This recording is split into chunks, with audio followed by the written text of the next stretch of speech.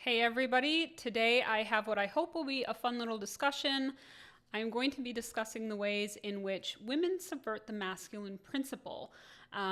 Potentially contentious, I know. Save your strong opinions for the comments section.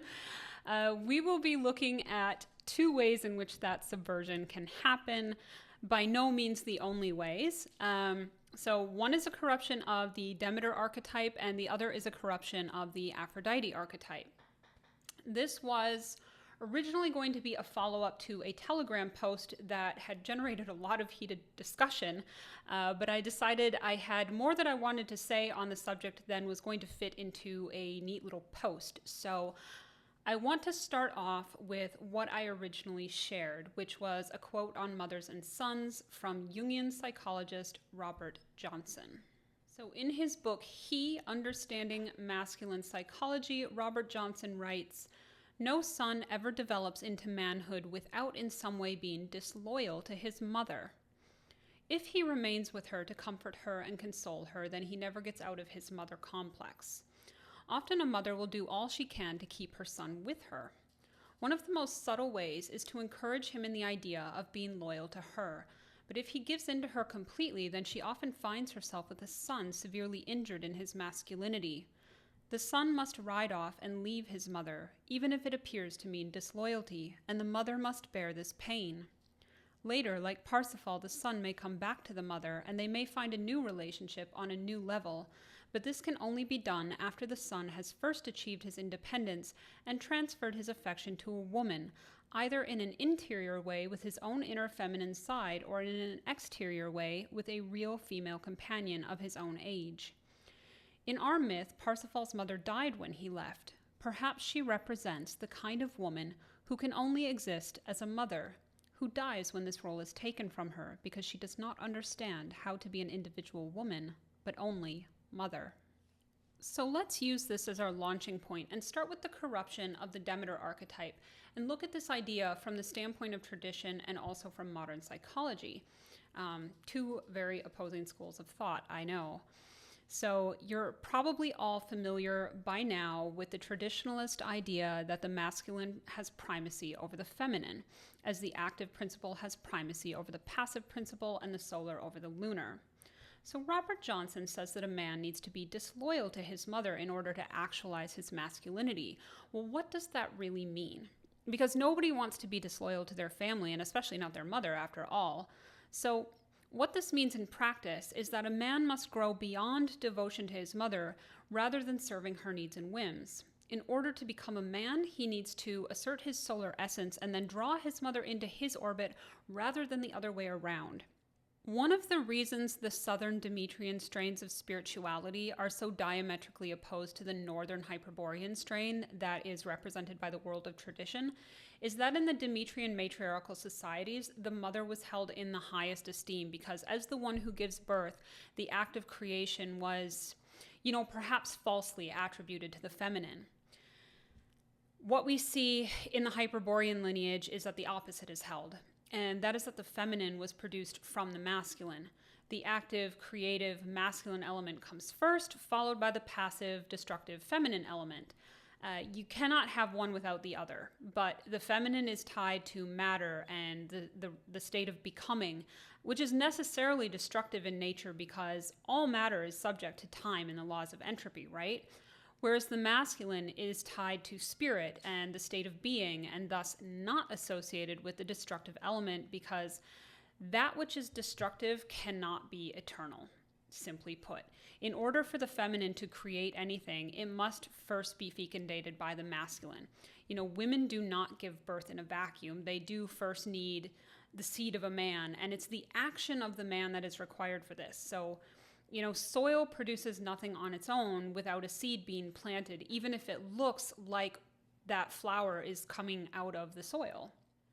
It's appropriate for a boy to subordinate himself to his mother because he's a child and not a man, obviously.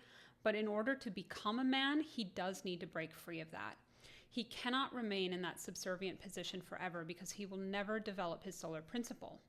He's under the regime of the feminine, and yes, his masculinity is severely injured as a result. His relationship with his mother needs to change when he becomes a man. He cannot be her little boy forever, and she has to accept this and try not to thwart him. The relationship that a man proper has with his mother should be similar to that of a king. A king owes his mother respect because she's his mother. But she still needs to bow before him as the king and swear her fealty to him, placing herself into his service. This is the proper Demetrian path. Instead, many mothers want their sons to kneel forever before her as the queen. This is extremely anti-traditional, but as you can imagine, unsurprisingly common in the Kali Yuga. This inverted relationship of mother and son is like a microcosm of the entire social and historical trend of the matriarchal order that we currently live under. It's so common, in fact, that modern psychology actually has a name for it. It's called emotional incest or covert incest, and it's when a parent relies on their child to provide the support that they should be getting from their spouse. While it does happen between fathers and daughters, it seems to be vastly more common between mothers and sons. I suspect this is due in part to the excess of single mothers who often rely on their sons to play the part of surrogate husband, but also because so many men are incapable of providing a stable access for their wives, and so even many married women cope with an unsatisfactory marriage by forming unhealthy codependent relationships with their children. Here are some examples of what emotional incest looks like, because it's a term many of you may not have heard before, and I don't want you to have any misconceptions. So one way would be seeking emotional support from a child. Things like revealing personal problems, including problems involving husbands or boyfriends, seeking advice, support, comfort, etc. Expecting the child to put the parent's needs first. This is probably the hallmark sign of emotional incest, is expecting and demanding that the child drop what they're doing and help meet the parent's need for, love, affection, attention, whatever it is. Also failing to support and respect boundaries, disregarding the child's need for autonomy and independence, prohibiting or sabotaging the child from venturing out and forming other relationships. This tends to threaten the parent's sense of security that they get from their child, so they don't really like the child forming close relationships with other people. And also being romantically inappropriate with the child, things like taking them on dates or discussing their sex lives with their child, or doing anything else that really should solely be reserved for romantic partners. So, there's no sexual abuse in these kinds of relationships, just to make it clear, but the parent relies on the child, whether still actually a child in some cases, as well as their adult children, for emotional and psychological support rather than maintaining a healthy relationship with an adult partner on equal terms. So the son then naturally falls into a subservient role because that's what he's been conditioned to since birth, and this is generally very appealing to the mother. And he cannot ever have a normal, healthy, committed relationship with a wife of his own while he's in a committed, devotional relationship with his mother. In fact, it's not uncommon to see such mothers attempt to interfere in or sabotage their sons' romantic relationships. And nor can he have a healthy relationship with himself or with God when he's pouring so much devotional energy towards the devouring mother. In the Robert Johnson quote, he says that often a mother will do all she can to keep her son with her and that she will encourage his loyalty. This parasitic relationship is extremely satisfying to the devouring mother. This is one of many ways that women can become a danger to men. I've spoken before about how women often use their sexual power over a man to try to win his devotion and submission to her, and men who cannot control their sexual desires do tend to end up under the thumb of a woman who then asserts herself in the predominant position. I consider that a form of Aphroditic subversion, and we're going to get to that next. The Demetrian equivalent of this subversion is the emotional incest that we've just talked about, and in both cases there is an attempt, an often successful attempt, to make a man a slave to the feminine, to serve her regardless of the cost to his soul. And many men sadly just accept this as normal and natural. I've seen just as many men fall to Demetrian subversion as to Aphroditic subversion, and I suppose that this is due in part to men being raised in a matriarchal culture that teaches them to do this. So now let's turn our attention to the more obvious form of subversion, the misuse of sexual power. This is the more Aphroditic type of subversion, where instead of functioning as a reflective light, the woman is functioning more like a black hole.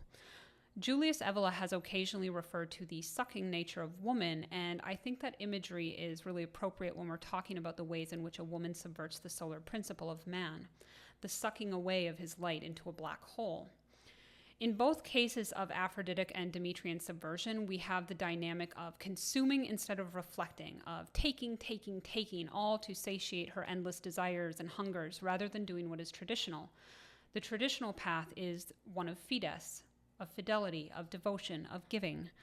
Ideally, woman should be adding to the man's light and encouraging it to shine brighter rather than eclipsing it or snuffing it out. Once again, we see the pattern of woman inviting man to serve and worship her. And in the sexual arena, one of the most obvious places to see this is among teenage girls and young women. When a girl hits puberty and starts to become attractive to boys, she notices this. She notices that suddenly boys are very interested in her and that they want to do nice things for her in order to win her attention. And she notices that she holds power over them because of their desire for her, that all it takes to get what she wants is to flirt and imply promises. Now, the average teenage girl isn't thinking about this consciously, of course. Even many grown women who do this aren't fully aware of it. Like, they understand the cause and effect, and they use it to their advantage, but it's not necessarily something that's calculated and premeditated. This provocativeness is just a natural feminine dynamic. You can even see it in infants and animals. I think it's the default setting, unless a woman is guided by a higher principle, which obviously requires that she exercise her agency to choose that. Anyway, the typical young woman becomes drunk on her newfound sexual power, and the natural inclination when you realize you have power is to test its limits. So you'll often see young women using their beauty to manipulate men, using the promise of potential future sex as a bargaining chip, and perhaps that promise is only subtly implied through, a casual glance or an artfully revealed body part. And when a man isn't a steady principle unto himself, which, let's face it, no teenage boy confounded by his own new flush of hormones can realistically be expected to withstand the awesome power that sex holds over him. And even most adult men remain powerless against it their whole lives. So when a man isn't a steady principle unto himself, then he is, quite frankly, a sitting duck. We've talked before on this channel about Shiva and Shakti, but let's quickly refresh. So Shakti is our feminine principle. She's pure energy with no direction. She'll dance and dance and dance into destruction if left to her own devices. Shiva is our masculine principle. He has no energy himself, but is like a lightning rod. He attracts Shakti through his stillness, and when the lightning of Shakti strikes, Shiva is ready to take her energy and direct it into something creative rather than destructive. If lightning is striking randomly all over the forest, it might start a huge fire. But if it's attracted to a lightning rod and strikes there instead, then perhaps we can harness that energy and at least use it to power our lights. So this principle of the polarity of gender, of this dynamic between Shiva and Shakti, is very important to understand when looking at the ways in which the mother and the muse can subvert a man. Woman becomes destructive without the grounding force of a man she respects. You may as well tell a herd of elephants not to trample you as to tell Shakti to stop dancing. It's her cosmic function to endlessly dance. The widespread prevalence of this sort of subversion, however, is symptomatic of a bigger problem. So when a man is not a stable principle unto himself, when he hasn't actualized the masculine principle within himself, then this dynamic between Shiva and Shakti, between the masculine and the feminine, breaks down. Shakti will go on dancing endlessly no matter what. She never runs out of batteries. But Shiva, having no power of his own, if he cannot function as the lightning rod, then he's powerless against Shakti. This is why the conversation about sexual responsibility cannot just start and end with teach boys about consent. It also has to include teaching girls about modesty, about not misusing this power for selfish ends, and about how to use it in a way that is appropriate and elevating for both people. And it's not even about not misusing it just because it hurts boys, but also because girls injure themselves too by engaging in such behavior. Any subversion of the masculine principle leads to a situation where we are all left in darkness and there are no lights left to reflect. This is why people get concerned about simps. I do think in some circles the simp policing has gotten a little out of hand, but in principle one should be at least a little bit worried about simps. We don't want to see young men falling under the sexual power of a woman who's exploiting them. And it is often the case that, for example, many female content creators or influencers or whatever they're called these days, or we are called, I guess, I'm one of them, many of them are relying on the manipulation of the male sex drive for their income. OnlyFans is a great example of this. Instagram too, but really any platform in which you will find a visual presentation of women and their bodies. And social media has really fueled the whole look at me culture among women. And the hidden danger is that women are often just not aware of what they're doing. Much like mothers who devour their sons often don't realize that they're damaging the man and by extension damaging themselves, neither do women who rely on their sexual power. And there can be a lot of psychological baggage wrapped up in why a woman would do this. Things like needing a man to be desirous of them in order to feel a sense of self-worth or to feel secure in their relationship or whatever. I feel like I have to say this because there is too much tendency to characterize subversive women as intentionally malicious, rather than just in a state of modern nescience. I mean, neither do men realize the damage being done to them oftentimes. Generally speaking, I think the culture of social media has not only amplified an already existent narcissism in modern women, but has also fed into the idea that woman has no value if she doesn't have sexual value. And the so-called trad or cottagecore types of, the wholesome kind of girls, they're not immune to this either. They tend to present their sexual value, for example, through the lens of motherhood. One can come up with many varieties of sexual enticement for men, and women are typically quite creative at doing this. But the underlying idea, of course, is still that their primary value is sexual. And this isn't to say that having sexual value is a bad thing. I'm not making any moral judgments here. It's just like sexual value is what it is. It's just simply a thing. But when a woman believes that that's her only or primary value, then that's where we're going to run into problems with the Aphrodite archetype.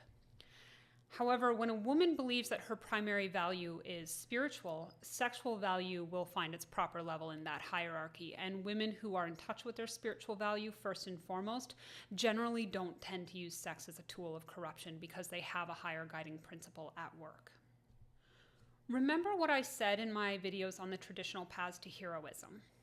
A man's heroic path is to serve a vision or a principle or an ideal, while the woman's path is to serve the man, supporting him in his quest and thus partaking in his vision as a result. This cannot happen when the masculine principle is being subverted. Too many modern women, Aphrodites and Demeters alike, wish for men to worship at their narcissistic altars.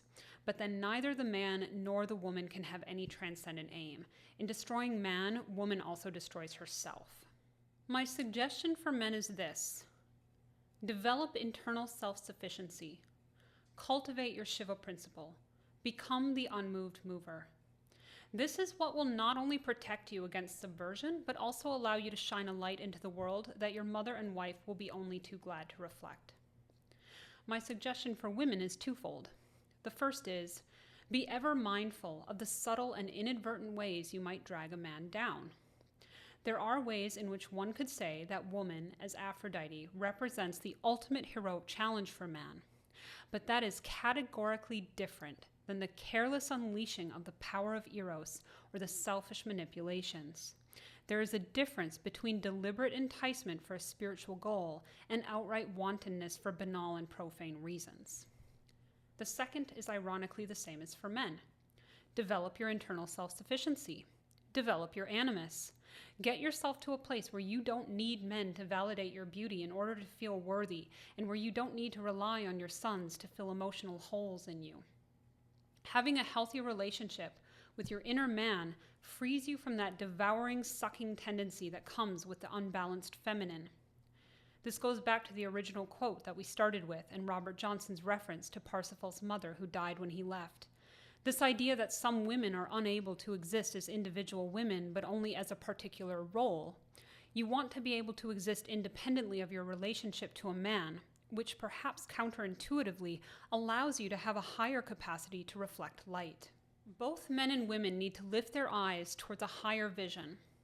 We cannot lay the blame at the feet of one sex or the other. And indeed, my purpose with this video was not to single out women as a corrupting influence, and I'm not unaware of how it goes in the reverse. but simply to illustrate toxic dynamics in which both men and women participate. This degeneration was predestined from the moment of the creation of the universe. Pointing fingers is a waste of energy. What we should focus on, each of us individually, is what we can do to live in line with our values, regardless of what's going on around us. It's too easy to blame the other sex and use it as an excuse for why you, individually, cannot or should not become a more noble person. The fact that men are failing in their function as a stable axis for Shakti does not give you, as a woman, a free pass to become a temptress or a devouring mother. You don't get to intoxicate men with sex and hold them under your thumb and call yourself empowered. You don't get to cannibalize your son because your husband failed you and then call yourself righteous. The fact that women are corrupting men left and right does not give you, as a man, a free pass to become a porn addict or a mama's boy. You don't get to enslave yourself to women and then call yourself a king. In fact, the story of the Rex Nemorensis is a good example of why the king must be a runaway slave. As a man, you must free yourself from all enslavements before you can be a king unto yourself, which is the whole idea behind being the stable axis and the unmoved mover. Many people think they need to fix the world in order to have happiness in their lives, but we can't fix the dynamic between the sexes. That is beyond our capacity as individuals to affect. The world has to play itself out, but you can make choices about how you live your life, about what values you will align with and embody. You can make healthy choices and orient yourself toward the world of tradition. You can do your best to protect yourself from degeneracy and subversion by setting boundaries around what you allow into your life and psychic space. Man or woman, you can choose whether you behave in line with spiritual principles or whether you go with the profane flow of the modern world. And what the opposite sex does or does not do should have no bearing on your choice to walk a noble path. Here we have a very cuddly guest who's really interested in my armpit. It's been a while since you said hello to everybody. Say hello and goodbye.